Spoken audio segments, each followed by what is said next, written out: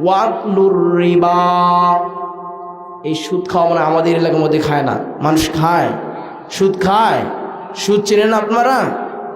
সুদ মনে হয় খায় না, আলহামদুলিল্লাহ। এই সুদ যে কত বড় মারাত্মক পাপ, কত বড় একটি ভয়ানক।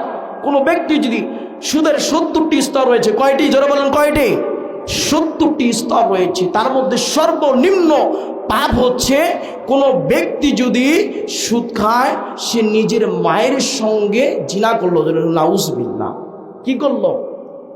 জিনা করলো, বিবাহ করলো, তাকে নিজের মাতাকে বিবাহ করলো। তাহলে আপনাদের আজকে ঘরের মধ্যে, সমাজের মধ্যে সুদ দিয়ে ভরে গিয়েছে। আল্লাহ রাব্বুল আলামিন বলছেন, ইয়ামহাকুল্লাহুর রিবা ওয়া ইউরবিস সাদাকাত ওয়াল্লাহু লা ইউহিব্বু কুল্লা কাফফারিন আথীম। আল্লাহ রাব্বুল আলামিন বলছেন, ইয়ামহাকুল্লাহুর রিবা, আল্লাহ রাব্বুল আলামিন সুদকে সংকুচিত করেছেন, সংকীর্ণ করে দিয়েছেন। ওয়ায়ুরবিস সাদাকাত, আর আল্লাহ রাব্বুল আলামিন দানকে বর্ধিত করে দিয়েছেন, বৃদ্ধি করে দিয়েছেন। আল্লাহু লা ইউহিব্বু কুল্লা কাফফারিন আথীম, আর আল্লাহ রাব্বুল আলামিন কোন মিথ্যাবাদী পাপাচারী বান্দাকে পছন্দ করেন না, নাউজুবিল্লাহ। এবার একটা আয়াত তেলাওয়াত করি আমরা সুদের ব্যাপারে।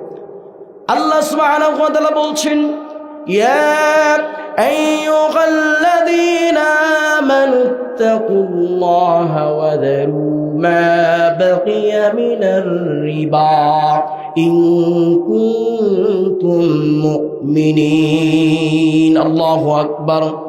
আল্লাহ রাব্বুল আলামিন ঈমানদারকে ডেকে বলছেন, কাদেরকে? যারা ঈমান এনেছে, আল্লাহকে যারা বিশ্বাস করেছে, তাদেরকে আল্লাহ রাব্বুল আলামিন ডেকে বলছেন।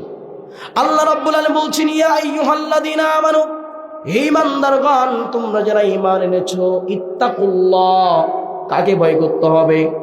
আল্লাহকে ভয় করো। ওয়া যারু মা বাকিয়া মিনার রিবা, আর সুদের মধ্যে তোমাদের যা বকেয়া রয়েছে তা বর্জন করো। কি করো?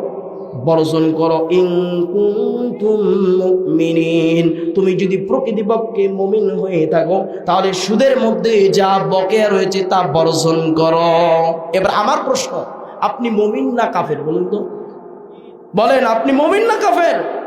তাহলে আপনি মুমিন হয়ে আপনি সুদ খাচ্ছেন, আপনি নিজেকে মুমিন দাবি করেন, আপনি নিজেকে মুসলমান দাবি করেন, আপনি কিভাবে মুমিন হন? কথা বলেন, আপনি কিভাবে মুমিন হন?